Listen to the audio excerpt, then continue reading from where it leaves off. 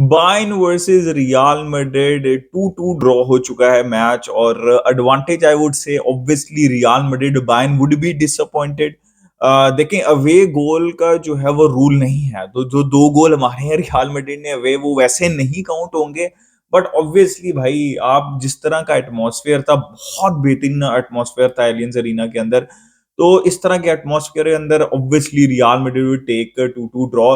लेकिन away goals का advantage नहीं है, लेकिन होम के ऊपर रियल मैड्रिड, और आपको पता है बर्नाब्यू के ऊपर भी जो है एनवायरनमेंट बहुत बेहतरीन होता है, तो रियल मैड्रिड जो है वो बहुत खुश होगी इस रिजल्ट से। बायर्न सोच रही होगी यार कम से कम एक गोल की लीड के साथ जाते, जो कि वो जा सकते थे, राइट। लेकिन advantage to Real Madrid, but was a proper match और मजा आया, एंड टू एंड स्टफ चल रहा था। यूरोपियन पेडिग्री दिखी है भाई रियल मैड्रिड वर्सेस बायर्न के मैच के अंदर। तो इसके ऊपर हम डिटेल में बात करते हैं। मैं विक्टर रो के लोन के ऊपर भी बात करूंगा और थोड़ी सी और बारसा की न्यूज के ऊपर भी बात करूंगा, लेकिन पहले इस मैच का जो है वो रिव्यू कर लेते हैं। यार देखें, फर्स्ट हाफ आप सबको पता है पोजेशन बायर्न के पास था, शॉट बायर्न के पास थी। आई थिंक पहली मेरे ख्याल में 6 पहली शॉट ही बायर्न की थी और रियल मैड्रिड का कुछ था ही नहीं बीच में। फिर क्या होता है, वही होता है जो मंजूर खुदा होता है। नहीं नहीं, मतलब वही हुआ जो रियल मैड्रिड करती है चैंपियंस लीग के अंदर। मतलब क्रूज के पास बॉल आई, क्रूज के भाई वो मुझे थोड़े से फ्लैशबैक्स आ गए अल क्लासिको के। अब मुझे एग्जैक्ट वो नहीं याद, लेकिन आपको याद होगा it was Vinicius, left hand side थी। क्रूज ने ऐसे ही इशारे किए थे कि भाई तू निकल, मैं तू टेंशन ना ले, तू निकल भाई तू टेंशन क्यों लेता है, बॉल आ रही है, ठीक है। तो वो बॉल चली गई थी और विनीशियस ने वो अल क्लासिको में भी गोल कर दिया था, और आज भी एग्जैक्टली वही हुआ। यार भाई इतना टाइम कैसे है भाई, इतनी प्रेस कर रही है, इतनी हाईली प्रेस, मतलब इंसेन तरीके से माइंड प्रेस कर रही है। बट क्रूज अपनी ही दुनिया के अंदर है, वो कह रही हैं आराम से बॉल के ऊपर है, वो कह रहे हैं इतना मुश्किल पास है, वो विनीशियस को बता रहे हैं कि भाई तूने कहां पे निकलना है। विनीशियस भी मतलब क्रेडिट टू हिम कि वो परफेक्ट रन बनाते हैं, और वो इतना बेहतरीन वर्ल्ड क्लास बॉल आपको बहुत कम देखने को मिलेगा।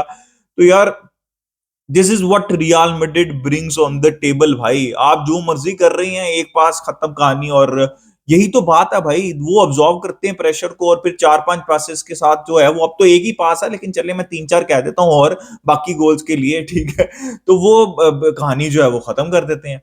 तो यार दिस इज इनसेन एबिलिटी। और माय गॉड, उसके बाद यार मतलब मॉड्रिच ने भी, मतलब क्रूज और मॉड्रिच के ऊपर मैं रहना चाहता हूँ। मॉड्रिच ने भी आपको पता आके पास दिया था, और वो भी विनीशियस ऑलमोस्ट गोल करने लग गए थे। तो भाई we will definitely miss Kroos and Modric when they retire. भाई ब्यूटीफुल प्लेयर्स और legend, one of the best to ever grace this game. दोनों के बारे में ही मैं ये कहना चाहूंगा। लेकिन यार फिर बायर्न ने कमबैक किया, सेकंड हाफ भी रियल मैड्रिड ने अच्छा शुरू किया था, चांसेस थे, जैसे वो क्रूज का चांस था, उसके बाद साने भाई क्या भाई रॉकेट मारा भाई उसने, उसको समझ ही नहीं लगी लुनिन को भाई किधर से बॉल निकली, क्या क्या गोल किया। उसके बाद बायर्न ग्रो करती गई जमाल मुसियाला के ऊपर फाउल, और केन ने जो है वो पेनल्टी कन्वर्ट की, बहुत कंट्रोल के अंदर रख रही थी, चांसेस भी थे, नहीं लिए।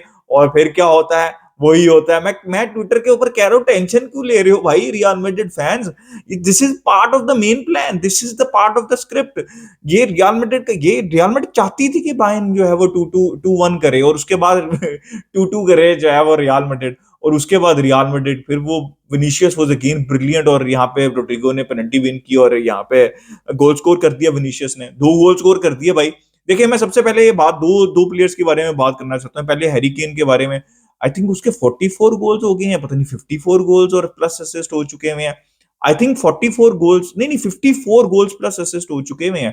दीज आर इनसेन नंबर, ये Messi Ronaldo type of number है। तो ये यहाँ पे देखिए जितना मर्जी वो कर्स वगैरह की बात करें, हो सकता है वो ना जीते कुछ भी। For the first time 2012 I think 13 से पहली दफा होगा कि अगर बायर्न कोई ट्रॉफी नहीं जीतेगी अगर ये चैंपियंस लीग नहीं जीते। बट हैरी केन के नंबर्स यार are absolutely amazing.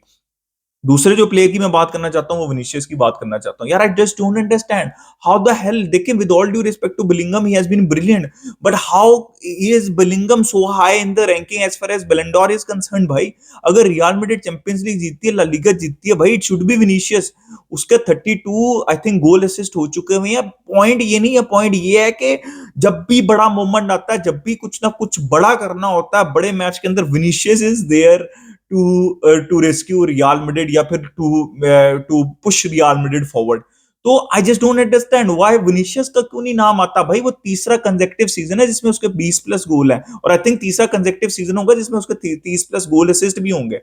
These are insane number. He's just 23-year old. He has won everything. मैं already कहता हूँ he's already a legend at Real Madrid.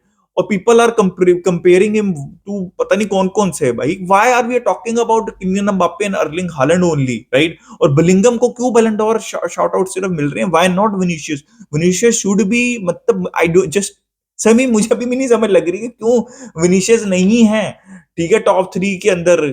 अभी भी होना चाहिए उनको, हर लिस्ट के अंदर उनको होना चाहिए। टॉप प्लेयर हो भाई। बारसा की मैनेजमेंट अगर कुछ देख रही है ना इस मैच को, प्लीज समझ लो भाई, wide players, wingers, runners in behind, quality DM के बगैर, विंगर और quality DM, wingers quality wingers और क्वालिटी डीएम के बगैर आप कुछ नहीं कर सकते, आप नहीं कंपीट कर सकते। This is very high quality football, ठीक है। तो गाइस ये तो मैच था, और मैच के ऊपर हमने बात कर ली। It was a brilliant match. वही मैंने कहा, Real Madrid advantage to Real Madrid यहाँ पे। और एज ऑलवेज जो, मतलब जिस तरह रियल मैड्रिड ने गेम चलाना था उन्होंने वैसे ही अपने मुताबिक ही गेम चलाया। फिर दोबारा बड़ी कॉज नहीं, यहाँ पे एंचेलोटी ने आपको क्रेडिट देना पड़ेगा। मतलब क्रूज को निकाल लिया, अच्छा खासा खेल रहे थे क्रूज उस पॉइंट ऑफ टाइम के ऊपर, मतलब बुरा भी नहीं, बहुत अच्छा खेल रहे थे वो। उन्होंने क्रूज को निकाला, नाचो को, कामाविंगा को लेके आए, ब्राहीम को लेके आए, रोड्रिगो को भी एंड के ऊपर निकाला। तो ब्रेव मूव्स यहाँ पे किए। देखें बायर्न ने अच्छा खेला है, लेकिन दिस इज व्हाट, मतलब आप ये बात ही बेकार है अब, ठीक है, नॉकआउट्स के अंदर चैंपियंस लीग के, कि अच्छा खेलना बेकार है। एक जिसका ज्यादा गोल होगा वही टीम जीतेगी, लेकिन इवनली बैलेंस्ड है ये, कोई भी टीम निकाल सकती है match. But again real Madrid would be the favourites obviously भाई। अब अगर होम के ऊपर आप 2-2 लेके जा रहे हो, तो गाइस ये तो हमने मैच के ऊपर बात कर ली, और अपना ओपिनियन लाजमी दे कमेंट सेक्शन में रिगार्डिंग द मैच। अब थोड़ी सी बारसा की सिचुएशन पे बात कर लेते हैं यार। लोन के ऊपर भेजने की बातें हो रही हैं विक्टर रो को, और मुझे ये बातें जो है वो थोड़ी सी समझ नहीं लग रही। और मैंने आपको पहले ही बता दिया था कि भाई चावी रुक रहे हैं, लेवेंडोस्की रुकेंगे तो फेरन टोरेस और विक्टर रो, तो स्पेशली विक्टर रो का कोई चांस नहीं है। तो इट इज अनफॉर्चुनेट। और अब विक्टर के एजेंट एज पर रिपोर्ट ये सोच रहे हैं कि भाई अगर एक दफा लोन पे प्लेयर जाता है ना बारसा का, तो उसके हालात बुरे ही हो जाते हैं, तो वो कभी कम बैक नहीं कर पाता। बट होपफुली लोन पे जाएं, थोड़ा सा टाइम मिले, क्योंकि मैंने आपको बता दिया भाई लेवेंडोस्की होते हुए विक्टर रो को गेम टाइम नहीं मिलने वाला। या तो आप वो ब्रेव डिसीजन जो मैंने बात की है वो लें लेवेंडोस्की को लेके, नहीं तो फिर विक्टर रो को लोन के ऊपर भेजें, विच इज अनफॉर्चुनेट। मैं नहीं चाहता, बट ऐसा ही होगा, ठीक है, ये समझ ले मेरी बात। और ये न्यूज बिल्कुल ठीक आ रही है, ठीक है।